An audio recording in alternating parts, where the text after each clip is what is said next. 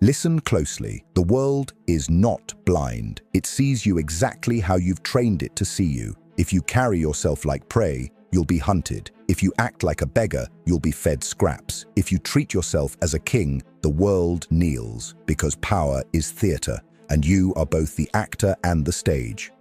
Machiavelli understood this. Men are not loved, they are calculated. Your value is not what you believe it is, it's what you enforce. The truth bites. No one respects the man who disrespects himself. No one follows the man who can't command his own reflection. You are teaching the world every second, by the discipline you show, by the boundaries you set, by the punishment you allow, by the reward you withhold. They mirror it back to you perfectly, cold, exact. So hear me. If you tolerate weakness in yourself, the world will devour you. If you sharpen yourself into steel, the world will bleed when it touches you. That is the dark wisdom.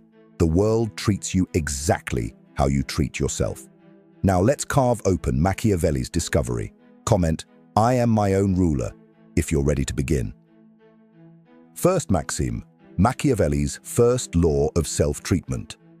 A man who cannot rule himself will never rule others. That is Machiavelli's first law of self-treatment. The way you walk into a room, the way you hold your silence, the way you stand when eyes are on you, all of it instructs the world on how to handle you. If your shoulders slump, if your voice trembles, if you betray hesitation, you are teaching others to dismiss you. Weakness is a signal, and predators never ignore it. Every glance, every gesture, every pause is read like scripture. The world mirrors what you broadcast. That's why your posture is not vanity. Your discipline is not private. They are weapons, or they are chains. Think of a king. He doesn't beg for respect. He radiates it, not because of what he says, but because of what he refuses to tolerate in himself. You must become ruthless with your own softness. You must burn your excuses before anyone else burns you with them. The law is simple. If you don't command yourself, the world will command you, and it will not be kind. This is why Machiavelli warned rulers to cultivate appearances of strength, even when strength faltered inside. Because perception is power. If you act as if you are unworthy, you will be treated as such. If you act as though you are inevitable, you become so. Self-treatment is the rehearsal for how the world will treat you. The private becomes public. The inner voice becomes the outer echo. So you must ask yourself, how do I carry myself when no one is watching? That answer determines how the world bends when it does watch. Train yourself like a sovereign. Correct yourself like a tyrant. Reward yourself like a king. That is how you become untouchable. Comment, "I command myself, therefore I command the world," if you feel the truth sinking in. Second maxim, respect is a mirror, not a gift. Respect is not something people hand to you out of kindness. Respect is a mirror, cold, merciless, and exact. It reflects only what you project. If you treat yourself like disposable trash, the world will recycle you. If you walk like a servant, you'll be treated as one. This is dark psychology. Human beings are predators disguised as friends, allies, neighbors. They test your limits not because they hate you, but because nature wired them to. Weakness excites exploitation. Strength commands restraint. Every time you allow yourself to be mocked, overlooked, or ignored, you've given silent permission for it to continue.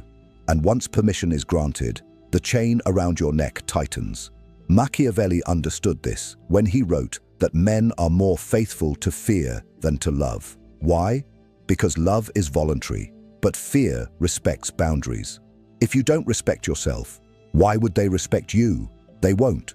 They'll press further, they'll test harder, and they'll laugh while doing it. Respect begins in your own reflection. If you don't look at yourself with a sense of command, no one else will. The crowd does not invent your worth. It simply mirrors the worth you display. So here is the brutal truth. Stop expecting others to give you the respect you haven't demanded from yourself. People are not generous with respect. They are accountants, coldly measuring the signals you broadcast. They see how you speak to yourself in private, how you feed your weaknesses, how you excuse your failures. Then they copy it without mercy. Respect is not granted, it is reflected. Train yourself to radiate respect from within, not with empty arrogance, but with ruthless self-command. Speak like your words have weight. Walk like the ground was built to carry you. Hold silence like it belongs to you. The world is your mirror, and the image it reflects is entirely your doing. Comment, I forge my own respect, if you understand. Third maxim, the currency of pain and reward. Every empire runs on currency, not coins, not gold, but on the balance between pain and reward. Your life is no different. How you punish yourself and how you reward yourself sets the standard for how the world dares to treat you. If you let yourself drift into laziness without consequence, others will treat you as unreliable. If you celebrate mediocrity in yourself, others will use you as a stepping stone. But if you are merciless toward your own weakness, if you punish failure with correction, if you demand excellence from yourself, then the world learns quickly. Here stands a man who cannot be toyed with. Machiavelli said, "It is better to be feared than loved if you cannot be both." Apply that to yourself first. Fear your own laziness more than you crave your comfort. Fear your own excuses more than you long for rest. Reward yourself not for survival, but for conquest. This is dark psychology. You are conditioning the world through the way you condition yourself. You are teaching them your value by the currency you enforce within your own kingdom. Ask yourself, when you fail, do you forgive yourself too easily? Then you've shown the world you can be forgiven without consequence. When you succeed, do you downplay it? Then you've shown the world your victories are cheap. You must become a ruthless banker of your own soul. Tax your flaws. Invest in your strengths. Pay yourself in discipline. Reward yourself only when the victory is worthy. That is how kings rise and how men become untouchable. Because here's the Machiavellian law. The world is always watching. It sees how you deal with yourself in silence, and then it mirrors it in public. Pain and reward are the only languages men respect. Use them wisely on yourself, or they will be used against you. Comment, I am the banker of my soul, if you understand the currency of power. Fourth maxim, the mask you wear. Every man wears a mask. The question is whether you forged it with intention or let the world slap one on your face. Machiavelli knew this truth. Rulers are never what they appear. Appearances are weapons. To the masses, perception is reality. If you project hesitation, you are weak. If you project authority, you are strong, even if your hands shake in private. This is the mask. Not a lie, a strategy, because men respect what they see, not what you whisper to yourself in the dark. Dark psychology is simple. People respond to symbols, not substance. A uniform commands obedience, even when the man beneath it is trembling. A crown bends knees, even if it's made of tin. The mask you wear in public trains the world to respond to you. If you wear the mask of a victim, predators circle. If you wear the mask of command, the same predators retreat. The world doesn't care about your inner truth. It reacts to the projection you broadcast. This is why you must become deliberate in your image. How do you speak? How do you carry silence? How do you present your body, your words, your eyes? You must refine them like steel. To the world, your mask is you. If you hide in weakness, your life will be written in weakness. If you cloak yourself in strength, even your enemies will hesitate. Machiavelli warned that rulers must learn to be both fox and lion, cunning in deception, fierce in command. That's your task with the mask. Build one that commands, one that protects, one that cannot be pierced by the eyes of those who want to exploit you. Never forget, your mask isn't meant to hide you. It's meant to rule the room before you even speak. And when you master it, you won't just wear a mask. You will become the symbol others can't ignore. Comment, my mask is my crown, if you understand. Fifth maxim, power in boundaries. Power bleeds without boundaries. A man who does not draw lines around himself invites the world to trample him. Boundaries are not polite suggestions. They are walls of steel. They are declarations of worth. Every time you say yes when you should have said no, you cut your own throat and show the world how to do it for you. Machiavelli wrote that a ruler must be feared enough that none would dare cross him lightly. That begins with you. If you do not fear disappointing yourself, if you let yourself betray your own limits, why would anyone else hesitate to betray you? Boundaries are the visible edge of self-respect. The weak man fears setting them because he thinks it will cost him affection. The strong man enforces them because he knows it guarantees respect. And here lies the dark psychology. People secretly despise the man who gives everything. He becomes cheap, disposable, a servant to all. But they fear and respect the man who holds his ground, who denies freely, who guards his time, his body, his mind as treasures. Your boundaries tell the world your price. If you tolerate insult, your price is nothing. If you let others waste your time is worthless. If you enforce your limits with quiet ruthlessness, your value becomes untouchable. Machiavelli would say this: it is better to offend a few than to invite the disrespect of many. A boundary crossed without consequence is weakness broadcast on every channel, and weakness always attracts predators. So train yourself to defend your lines. Guard your schedule, guard your mind, guard your body. Do not explain, do not apologize. Those who test your boundaries are testing your value. Make them pay. The world only respects what is defended. The man without boundaries is a slave. The man with boundaries is a king.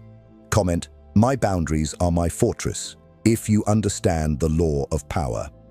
Sixth maxim: self-betrayal breeds betrayal. The most dangerous enemy is not outside, it's inside. The moment you betray yourself, the world receives its permission slip to betray you. Machiavelli warned that a ruler who cannot govern himself cannot govern others. Self-betrayal is the crack in the armor that spreads until the whole suit shatters. And here's the dark psychology.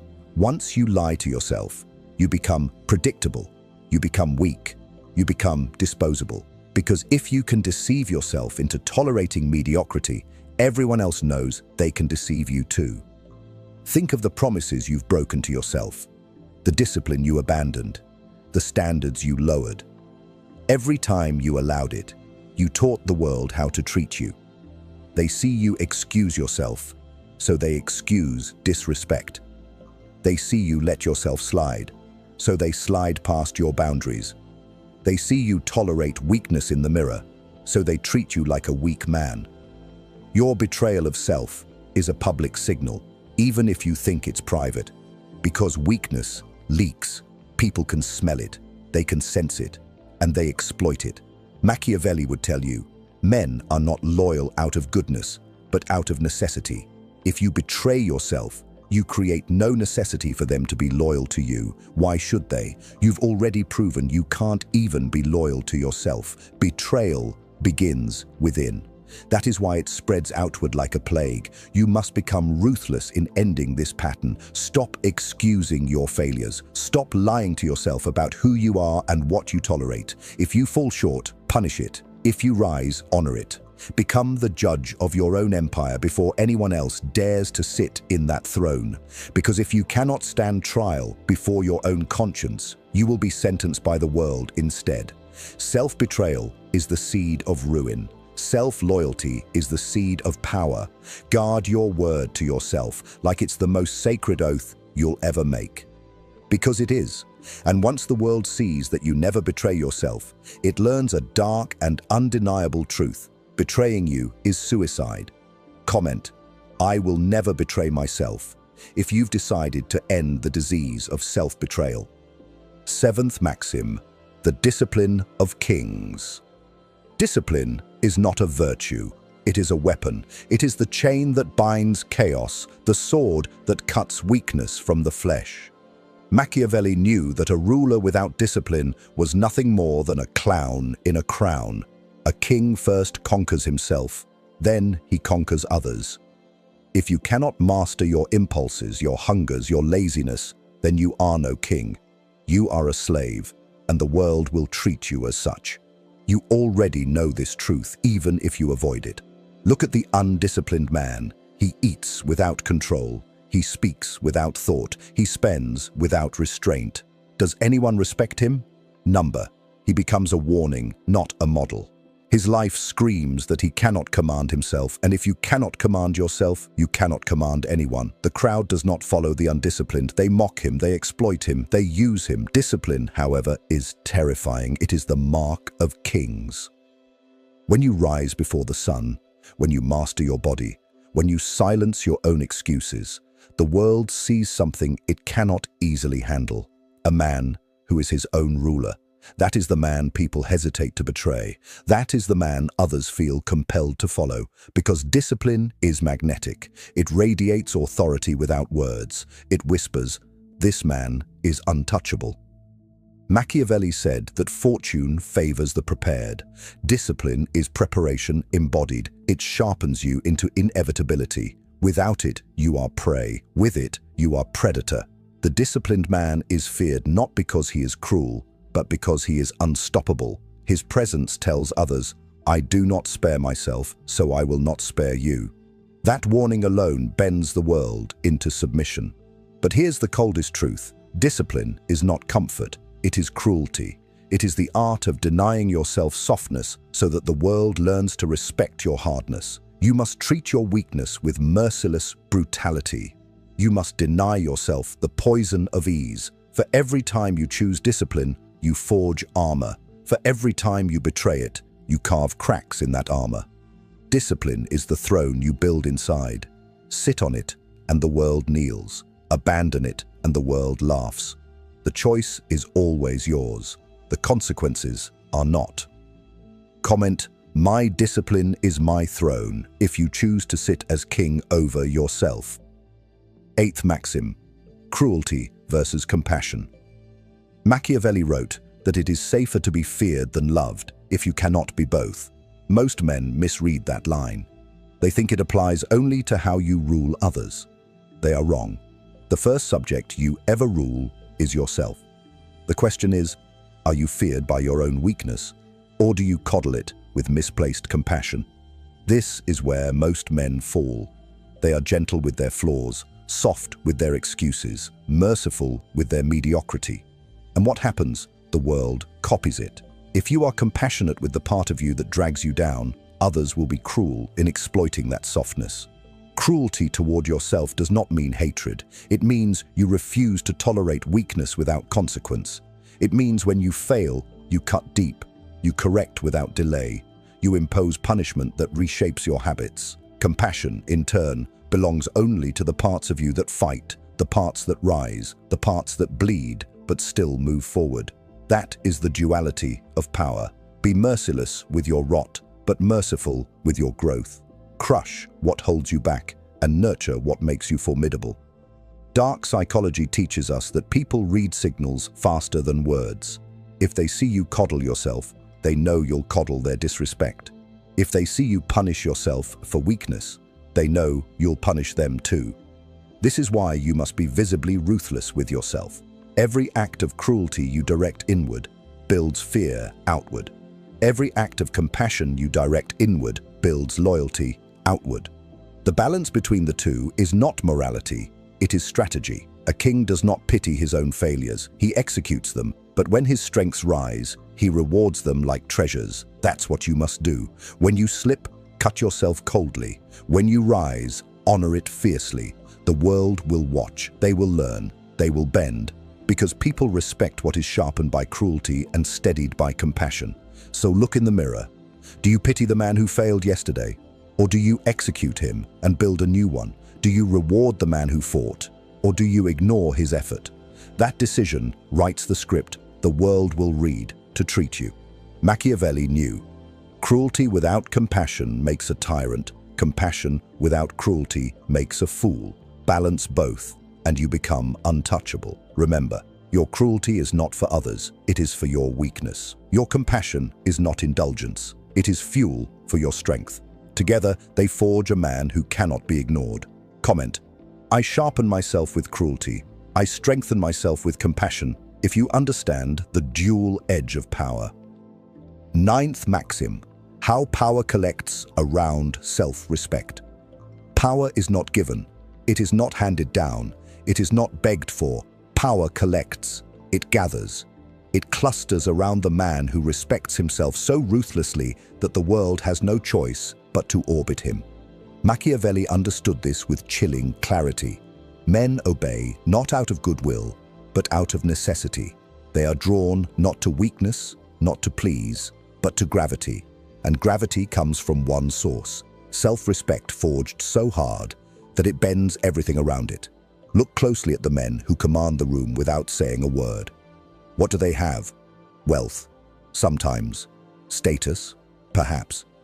But underneath it all, it's something far simpler and far more lethal. It's self-respect. It's the way they treat themselves that sets the standard for how others treat them. Their posture tells you they bow to no one. Their silence tells you they will not tolerate disrespect. Their gaze tells you that your words better have weight, or you'll be dismissed as irrelevant. That is self-respect made visible, and it is magnetic. Here's the dark psychology. People are always searching for hierarchy. They are wired to follow, wired to bend, wired to orbit. But they will never circle around a man who disrespects himself. Why? Because if you don't value yourself, you become a black hole that consumes respect rather than generating it.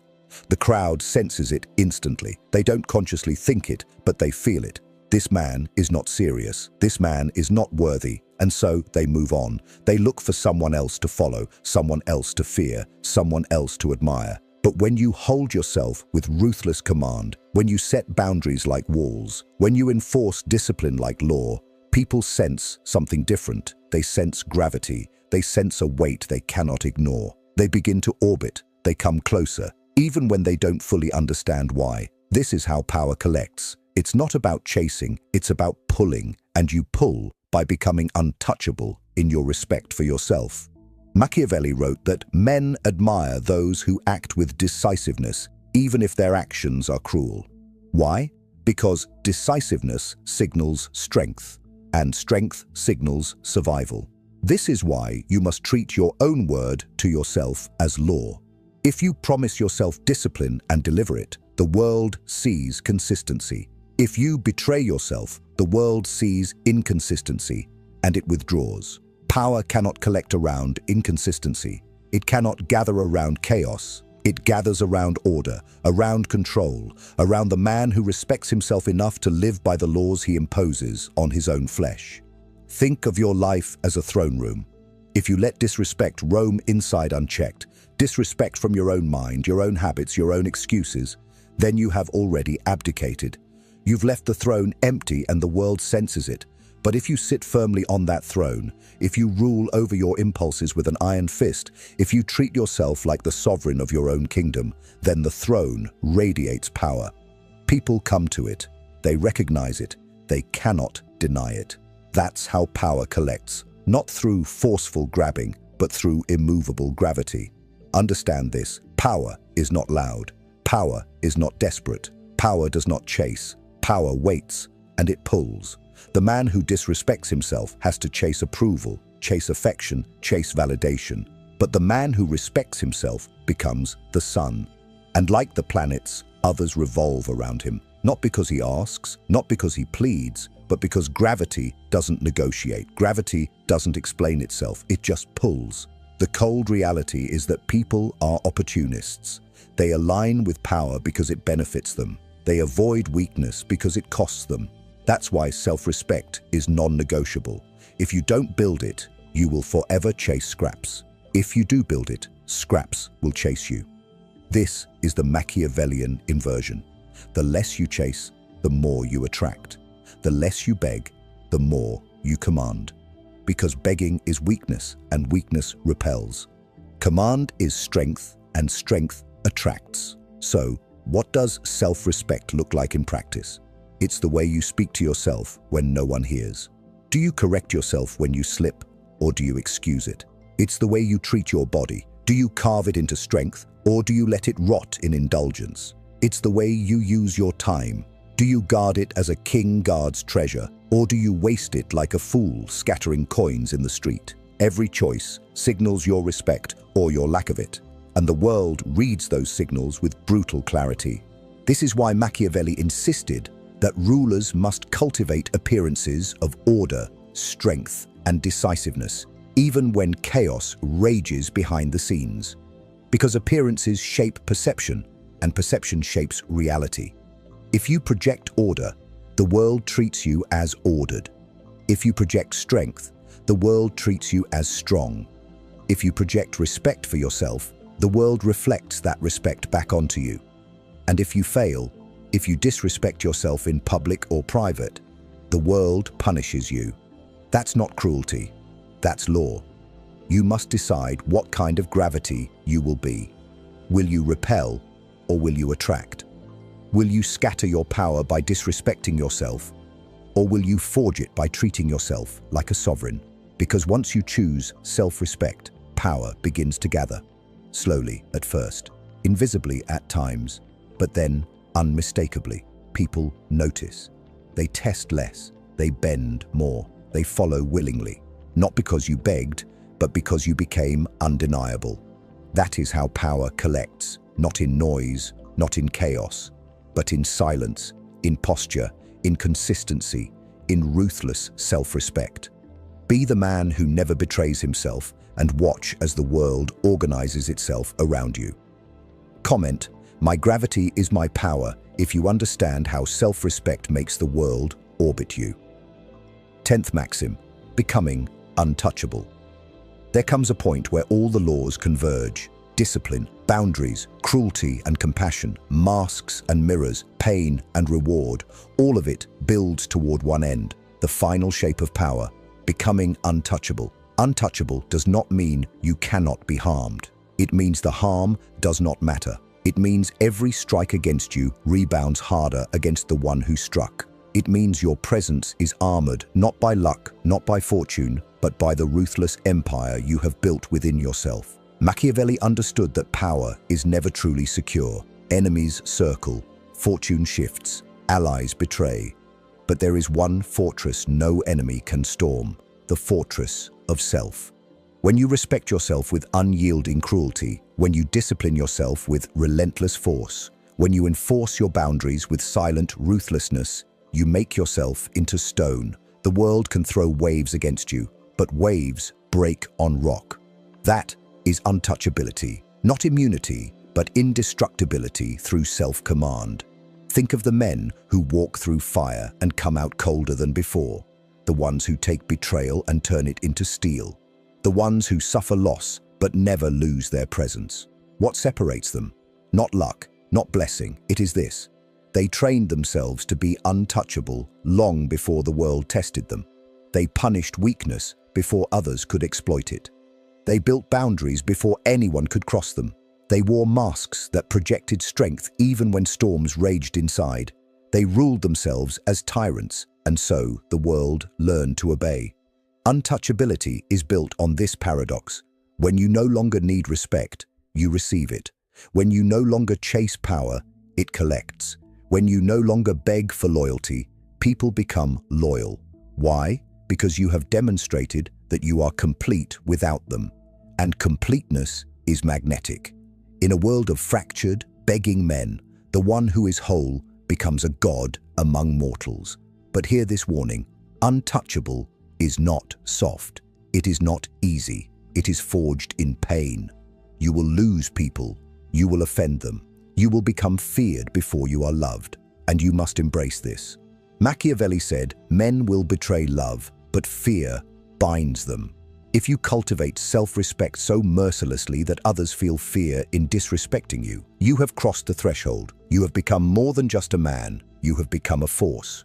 Dark psychology confirms it. Humans are predators of opportunity. They do not pity weakness, they exploit it. But when weakness is absent, when all they see is iron, they yield, they follow, they attach themselves to you because their instincts tell them it is safer to orbit you than to oppose you. Untouchability is not invisibility, it is invincibility of presence. It is the law that says, strike me, and you only strike yourself. So what is the formula? How do you cross from man to untouchable?